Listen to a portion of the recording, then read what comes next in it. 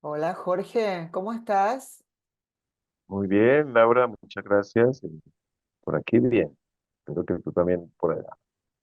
Bueno, ¿dónde es por aquí? ¿Dónde te encuentras? Yo vivo habitualmente, porque viajo mucho, pero digamos que mi sede, mi casa es en Medellín, en Colombia. Bonito Medellín, bonito. Y viajas mucho a México también, ¿no? Viajo mucho a México, a República Dominicana, a Panamá, a Perú, a donde me inviten a trabajar. Jorge, déjame que te presente. Tu nombre es el doctor Jorge Montoya Carrasquilla, colombiano, licenciado en Medicina y Cirugía, especialista en gerontología clínica, gerontopsiquiatría y formado además en cuidados paliativos. Eres educador y también facilitador de diversos grupos de duelo. También trabajas con retiros de duelo y actualmente te desempeñas como director general de la Escuela Internacional de Tanatología de Jalisco, México. Autor de varios libros como Estar contigo, Manual breve de duelo infantil y Jugando contigo, actividades grupales para trabajar con niños y jóvenes en duelo. Bienvenido. Muchas gracias a ti, gracias por el espacio y por la invitación. Bueno, ahora que estamos en noviembre, que es un mes de concientización sobre el duelo infantil y adolescente, vamos a hablar de ese tema, que es algo que realmente es un tópico que te apasiona.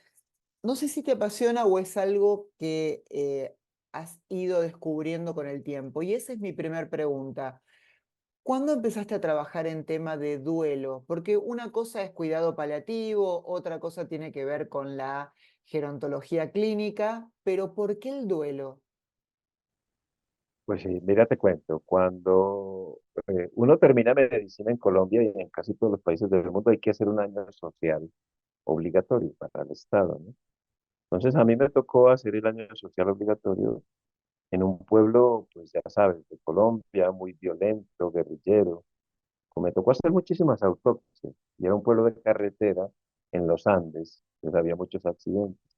Y en una de las tantas autopsias que hice, llegó un chico de 19 años con muchas lesiones, hice la autopsia, preparé el cuerpo y esperé que llegara la familia, ¿no? Yo esperaba mucha familia y llegó un padre. Yo en mi vida tenía 25 años, había visto tanto dolor, con gritos tan desgarradores que dije, ojalá que la vida algún día me deje ayudarle a la gente a cargar tanto dolor. Y fíjate que eso fue, me hicieron caso, ¿no? Me escucharon y me han permitido trabajar con personas en duelo desde hace 37 años. ¿Cómo lo hice? Pues empecé a hacer, yo me fui a formar en psiquiatría en España, mientras hacía psiquiatría, hice cuidados paliativos, entonces en un hospital general piden muchas interconsultas al servicio de psiquiatría, yo era el responsable de psiquiatría de enlace en el servicio de oncología, se iban muriendo mis pacientes y me quedaba con los familiares. Ahí fue que empecé el proceso de acompañamiento hace unos 37 años, ¿no? ¿Cómo es la formación para ese tipo de sostén?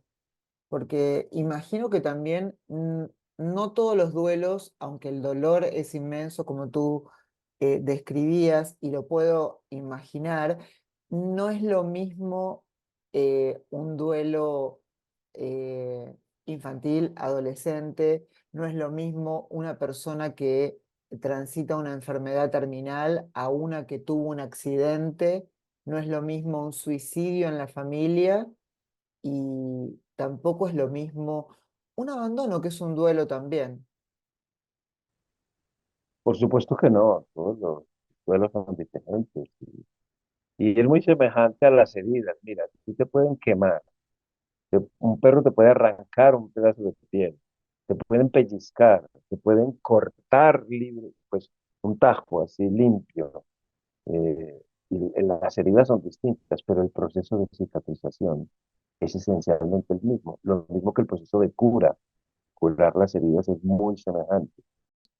Fíjate que si estamos hablando de duelo por muerte, El concepto de muerte adulto lo logra un niño entre los 12 y los 14 años. Entonces solo podríamos hablar de duelo por muerte a partir de los 12 o 14 años que el niño entiende plenamente la muerte. Eso te está diciendo que una pérdida en la infancia tiene una duración muchísimo más prolongada que en los adultos, porque un niño de 5 años que pierda a su mamá, pues no va a entender que la pérdida es definitiva, modelo adulto, por lo menos hasta que tenga los 12 o 14 años, y en cada ciclo, cada vez que va entendiendo uno de los subconceptos que componen la muerte, va a ir entendiendo la muerte diferente y le duele de forma distinta.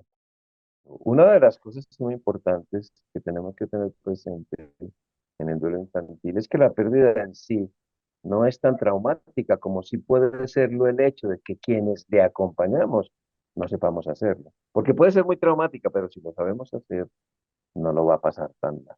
Una de las cosas importantes en ese sentido es que tú escuchas a menudo que los niños son resilientes y si entendemos la resiliencia como la capacidad de salir triunfantes, victoriosos, de crecer ante la adversidad, para poder hacerlo se necesita de una muy buena disponibilidad de recursos internos y externos. Y las pérdidas en la infancia ocurren en un contexto de muy pobres habilidades cognitivas y sociales. Entonces, la razón de la importancia del duelo infantil es que primero carecen de recursos y segundo, por la forma de pensamiento que predomina en la infancia, que es básicamente pensamiento mágico y egocentrismo, vienen muchísimos conflictos porque ambas, pensamiento mágico y egocentrismo, hacen parte de lo que llamamos los pilares de la culpa, ¿no? Entonces, en la infancia, el concepto de muerte que tenemos los adultos para poder hablar de un duelo por muerte se logra entre los 12 y los 14 años, pero la muerte tiene 5 subconceptos. Ten en cuenta que la muerte una idea muy abstracta y el pensamiento abstracto se logra alrededor de los 12 años. La muerte está compuesta de 5 subconceptos. Es inevitable, irreversible, permanente, universal y no funcional. Y eso no se logra ahí mismo.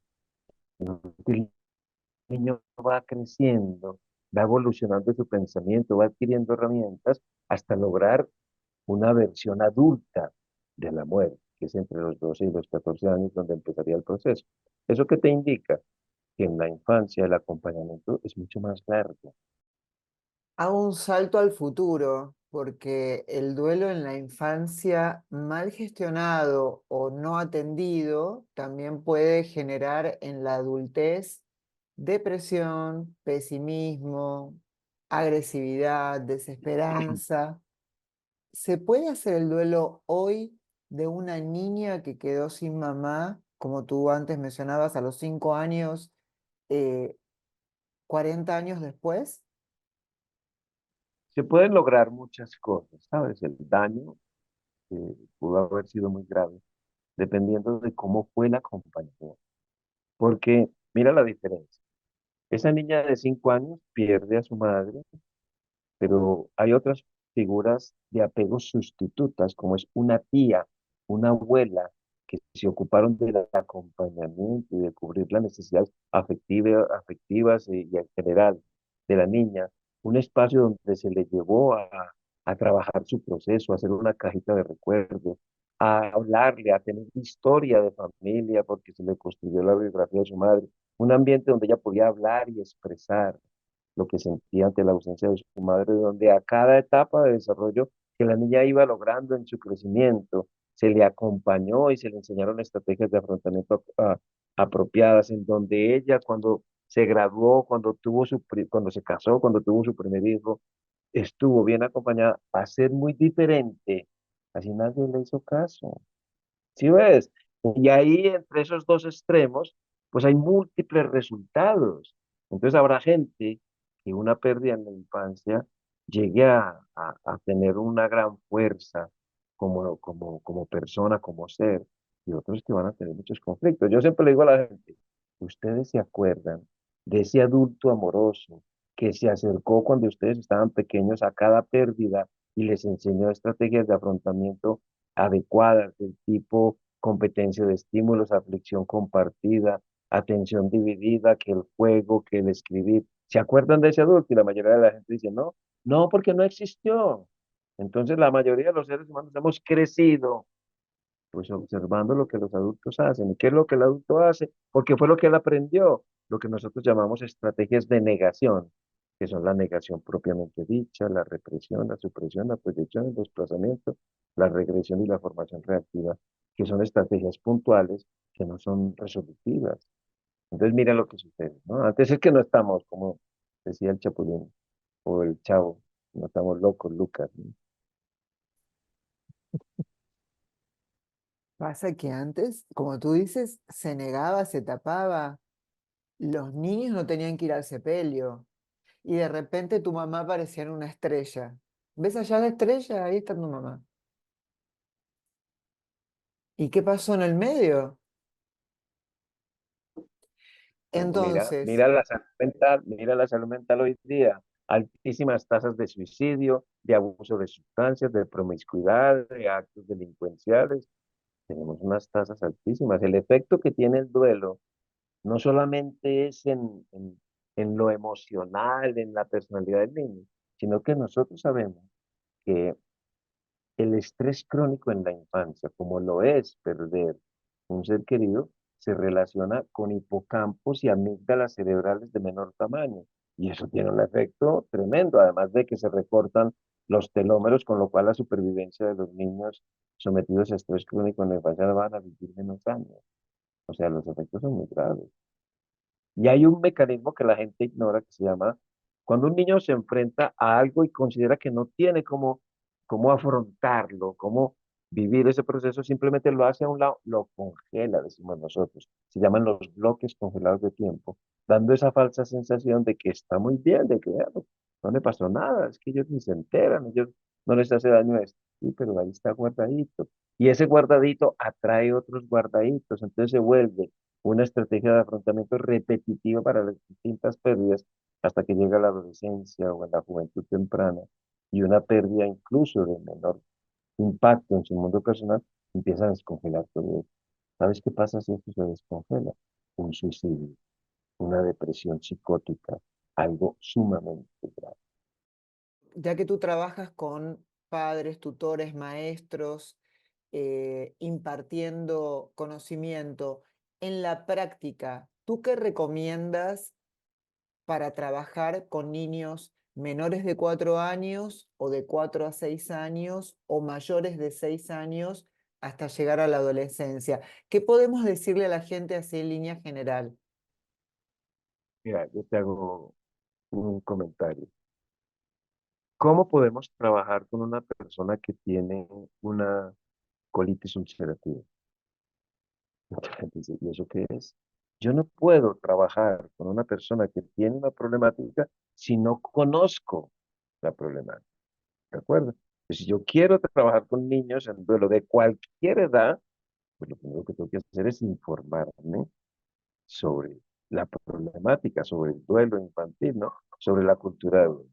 Los niños, con los niños más pequeños, mira, antes de los 4 años, no, o alrededor de los 4 años, los niños no tienen una idea clara de lo que es la muerte, pero sí hay tres cosas que son muy importantes. Primero, la muerte, separación o abandono de su ser querido, pero no sabe exactamente por qué. Entonces ya sabes que tienes que manejar esa sensación que él tiene de separación o abandono. Segundo, cuando muere alguien en la familia, se desorganiza todo, hay una alteración en los hábitos normales, ¿no? Y tercero, lo primero que comparamos los seres humanos a la muerte es que lo que está muerto no se mueve. Entonces, vida es movimiento y muerte es inmovilidad. Por eso, la característica más llamativa en el duelo infantil es la hiperactividad. Entonces, en los más chiquiticos, ¿qué es lo que impacta más? La respuesta del adulto, ¿sabes? Los niños tienen una particularidad. Tú acércate a un bebé de 7 meses y le dices, a ver, Juanito, ¿cómo quieres el biberón? ¿Con vainilla, con chocolate, con un poquito de miel o así sin nada? ¿Qué te contesta el bebé? Nada, porque no entiende el lenguaje verbal, ¿verdad? Pero si le pones una cara bien fea, te va a responder, se va a asustar, o si pones la cara de abuelo, de tío sonriente, te va a sonreír porque te lee. ¿Eso qué significa? Que los niños leen, son los mayores expertos en leer la comunicación no verbal y paraverbal. Entonces el niño te mira y te ve mal y, y dice, y te le contestas, no, yo estoy bien, es que me duele un poquito la cabeza, pero él te está leyendo tus ojos, tu cara, tus manos, está leyendo tu tono de voz. Y cuando los niños ven incoherencia entre lo verbal, lo no verbal y lo paraverbal, lo relacionan con ellos. Algo le pasa a mi mamá y yo debo ser el causante. El adulto, ¿qué le da la incongruencia? Y eso que ya ni siquiera nos miramos. Al adulto le da desconfianza. Esa persona no me está diciendo la verdad, porque yo vi que en sus ojos era otra cosa, ¿no? Pues en el niño es desconfianza. Entonces, imagínate todo lo que puede pasar. En los más chiquitos, entonces, lo verdaderamente importante es la respuesta del adulto. Si el adulto responde a las necesidades del niño, a ese caos que está sucediendo en la familia, un buen acompañamiento, un buen juego, sobre todo un buen tono de voz, un acercamiento amoroso. Como decía yo al principio, lo importante no es la tragedia, sino quién acompaña a los niños. Más arriba sigue siendo lo mismo, pero tienes que empezar a aclararle cosas, porque a partir de los 4 años para arriba, empieza su pensamiento mágico a decirle, ah, si te abandonó tu papá, es porque no eres objeto de amor. Ah, si te separaron de tu papá, fue porque tú hiciste algo. Y tú te puedes imaginar lo que es crecer con la idea de que yo no soy objeto de amor y de que mis seres queridos se van porque yo hice algo, pensé algo o dije algo. Entonces, ahí empiezan a entrar una serie de factores que hay que conocer. Vuelvo y repito, yo no puedo trabajar con un niño en duelo si no conozco el detalle, lo que es el proceso de duelo infantil. Claro, pero hay algo que es muy importante en lo que tú dices. Mientras el niño está duelando, tú también estás duelando, porque seguramente o es tu esposo, tu hijo. Entonces, de alguna forma uno tiene que ser el adulto que el niño necesita en ese momento, pero a su vez Por también supuesto. autosanarse al mismo tiempo. Entonces, me parece que no conozco el tema, pero hablar con la verdad es muy importante, es decir, no esconder que uno está triste, no esconder que uno extraña, que recuerda, sin tener que ser hiperdramático, pero también recordarlo. Y esas cuestiones te quería preguntar si son beneficiosas, como mostrar fotografías o pedirle al niño que lo dibuje, al abuelito, por ejemplo, que es tu papá o enviarle un mensaje, o mirar libros. Mira, si un niño te ve llorando, no tienes que esconderte, porque todo lo que le escondas al niño está lleno de misterios, y los misterios solo estimulan su pensamiento mágico y su egocentrismo. Si el niño te ve llorando y dices, sí, mi amor, estoy llorando porque falta mi papá, ¿sabes qué me ayudaría mucho? Que me dieras un abracito. Puede que no se me quite el dolor, pero tus abrazos me van a ayudar mucho a sentirme mejor. Entonces, ya no tienes que esconderte, porque si te ve llorando, se va a acercar y te va a dar un abracito. ¿De acuerdo? Eso sería como lo primerito para hacer en este sentido. No hay que esconderse. Por otra parte, una tarea fundamental de los adultos es construir historia de familia, construir recuerdos para el niño. Entonces, una de las cosas más importantes es no solamente ayudarle al niño a construir su cajita de recuerdos, donde va a tener recuerdos de su ser querido y cada vez que tenga un poco de añoranza, se va a jugar con su cajita, sino que tienes que hacerle una biografía de su ser querido para que él sepa de dónde viene, que esa persona que hoy te tiene tan afligido a ese cuidador, pues esa era una figura importante y él tiene que saber de dónde venimos como familia. A los niños se les debe hablar con las palabras muerte y muerto, porque ellos no tienen la concepción. Cuando a un adulto le dices muerto, inmediatamente entra el pasado, el presente y el futuro a cuestionarte y hacerte sufrir. El niño simplemente es que no está aquí. Obviamente los actos, las manifestaciones histriónicas, así dramáticas, la que se tira en el suelo, se rasga la ropa, grita, eso se debe reducir la exposición, pero tampoco pasa nada. Si el niño ve eso, simplemente nos vamos, nos separamos un poquito de la escena y le decimos, mira mi amor, a veces cuando la gente está muy, muy, muy, los tres muy nerviosa, a veces le pasa eso, pero vas a ver que en un ratito está bien. Y eso no te va a pasar ni a ti ni a mí porque yo estoy contigo y estamos juntos. Y listo, no hay que hacer un show de salir con el niño a la calle corriendo para que no se exponga a ese tipo de cosas. Así de sencillo. ¿Y qué recomiendas también con respecto a los rituales? ¿Prender una velita o tener un sector en tu casa que sea para esa persona? O de repente, no sé, si se hace una misa porque tú eres religioso. Todo el que estudia tanatología se convierte en debe convertirse en un defensor de los rituales porque ayudan a elaborar los procesos, ¿no? Ayudan a hacer cierres. Entonces es fundamental eh, trabajar con los rituales. Pero los rituales que se ajusten también al niño, pues es muy popular, muy conocido la velita, la cartica, el dibujito para echarlo en el ataúd, echarlo en la tumba cuando se va a inhumar, lo que tiene que eran los globos, las mariposas, todo lo que sea un ritual, que el niño vea que eso ayuda a hacer un poco más la cohesión familiar, serán siempre muy beneficiosos. ¿Qué puedes mencionar acerca de los adolescentes? Porque el duelo en el adolescente es un poco más complejo en el sentido de que, bueno, no sé si complejo, pero le trae su conciencia de su propia muerte, hay una presión social también. ¿Qué podrías mencionar acerca de el duelo en los adolescentes? Bueno, ciertamente, como dices, es más complejo, un poquito más difícil porque el adolescente al fin y al cabo está como en una zona gris, en donde puede comportarse como un niño si lo necesita, pero hay mucha presión también para que se comporte como un adulto, ¿no? Y a veces los familiares, pensando que eso le va a ayudar mucho. Ahora eres el hombre de la casa, ahora tienes que cuidar a tu mamá y a tu hermanita, ¿no? Y obligan al pobre adolescente a perder su adolescencia y a asumir roles de adulto. Hay que tener mucho cuidado con eso, con asumir roles de adulto, porque puede frustrar una adolescencia y un proceso de independización de la figura paterna que quede, si es el caso, ¿no?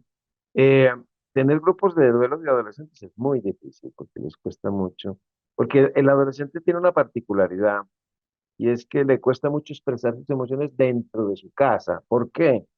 Una de las explicaciones es porque si el adolescente llora delante de sus padres, si muestra su angustia delante de sus padres, en un proceso que todos están angustiados, obviamente el adulto también se va a angustiar y el adolescente no sabe qué hacer con eso, no sabe cómo manejar la angustia de sus adultos acompañantes, entonces prefiere hacerlo con sus amigos.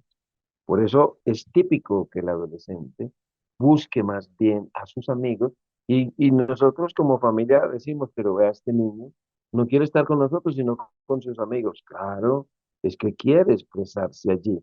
Y dice, este niño, este muchacho nunca llora. Pues claro que llora, que no lo haga contigo es otra cosa muy diferente. Entonces sí, hay que trabajar mucho con ellos. Yo recuerdo un ejemplo clásico, aquí hace muchísimos años, llegó un adolescente por un duelo, no me acuerdo de qué era. Le dije, y empecé yo a hablar con él. Le dije, ¿cómo estás? Dice, bien. ¿Y qué tal el colegio? Normal. Al adolescente le arrancan todas las páginas del diccionario y solo le quedan dos palabras, bien y normal. Y todo era bien, normal. No, pues, entonces dije yo, ¿por dónde le entró este muchacho? Entonces le dije, ay, claro, por los deportes. Me dice, ¿y qué deporte te gusta? Y me dice, no me gustan los deportes. Ay, por Dios. Entonces, ¿ahora qué voy a hacer? Entonces le pregunté, ¿qué música te gusta? Y me dijo, el rap. Y entonces, ¿por qué no me cuentas cómo te sientes en forma de rap? Ah, ¿sabes en qué se convirtieron las sesiones, las consultas? En sesiones de rap. Y llegaba y se ponía a rapear y me contaba cómo, cómo se sentía y lo que había hecho. ¿Eso qué significa?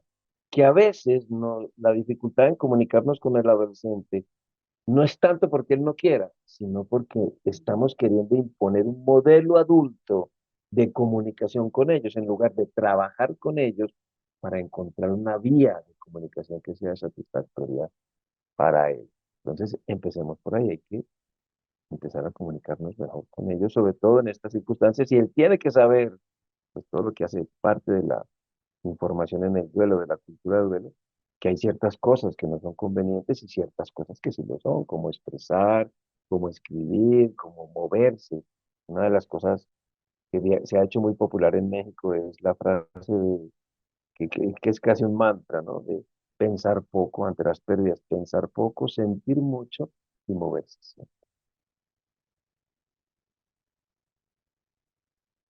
Bueno, un mantra casi adolescente, lo que me acabas de decir es como una Biblia del adolescente. Así es. Me llama mucho la atención estos retiros que tú realizas para duelo. Cuéntame un poco cómo es eso. Antes te voy a explicar una de las virtudes que tiene un grupo, sea un grupo que esté haciendo un retiro o sea un grupo de duelo.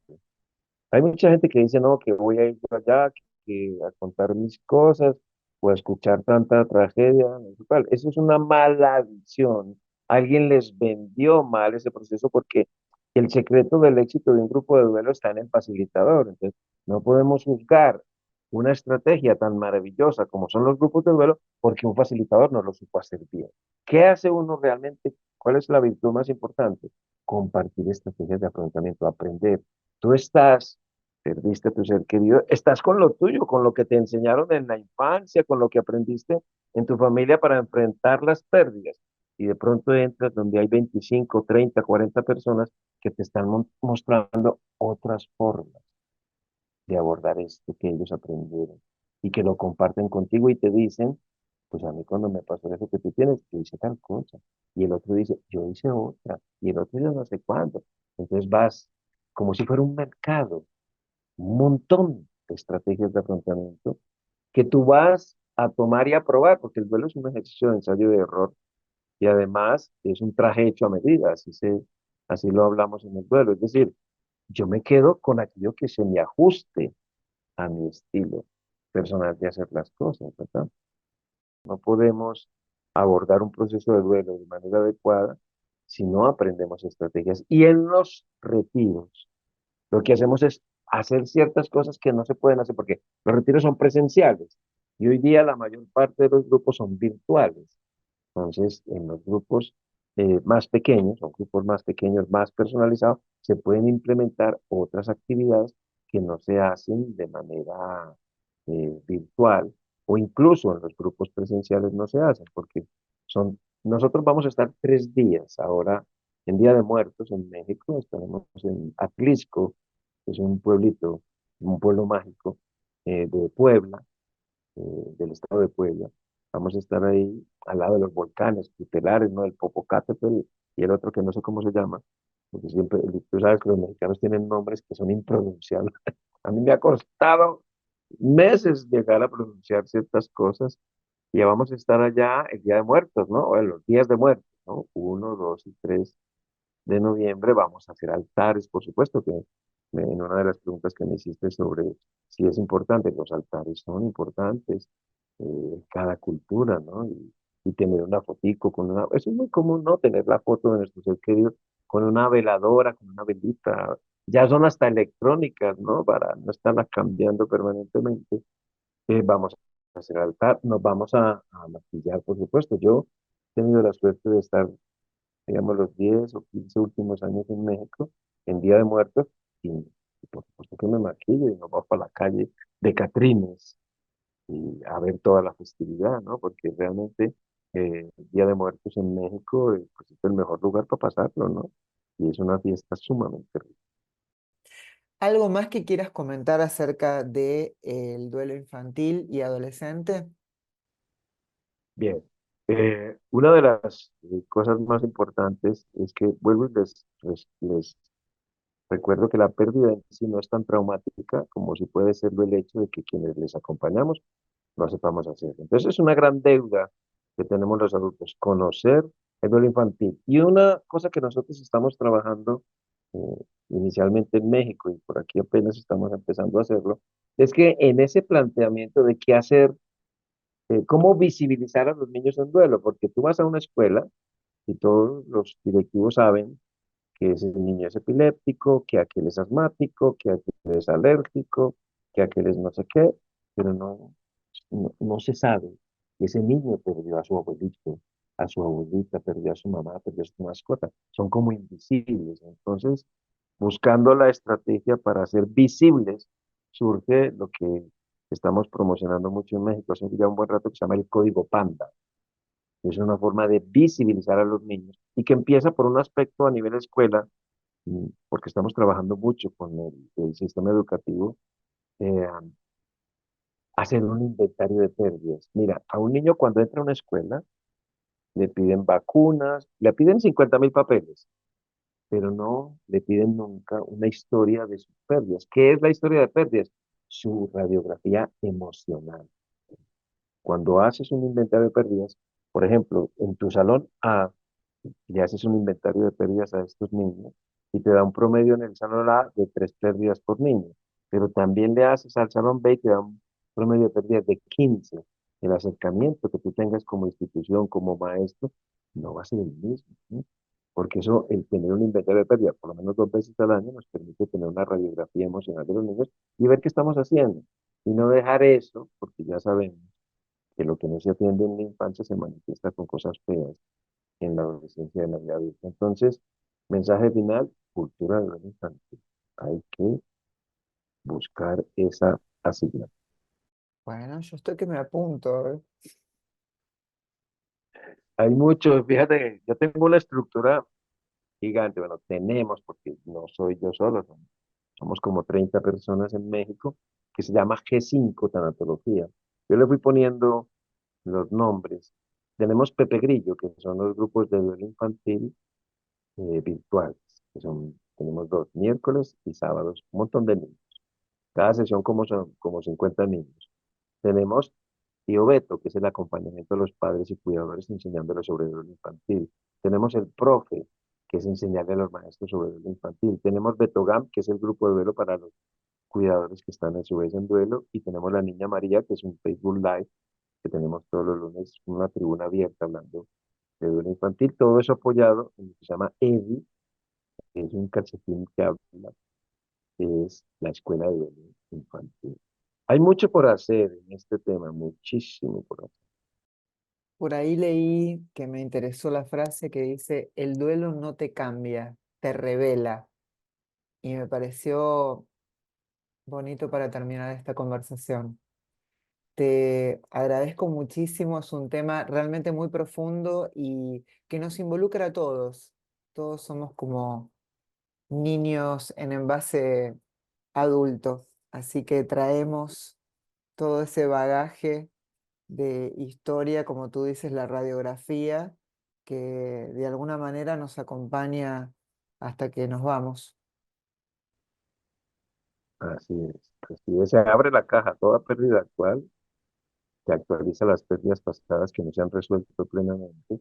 Nosotros decimos se abre la cajita de Pandora y empiezan a salir cosas a veces muy feas. Yo puedo optar por tapar la caja o puedo aprovechar porque la caja no se abre con facilidad y hacer limpieza de la cajita para ir más ligeros de caja, que es un poco la idea. Muchas gracias, Jorge. Gracias por este momento. Gracias por compartir. Y con mucho gusto.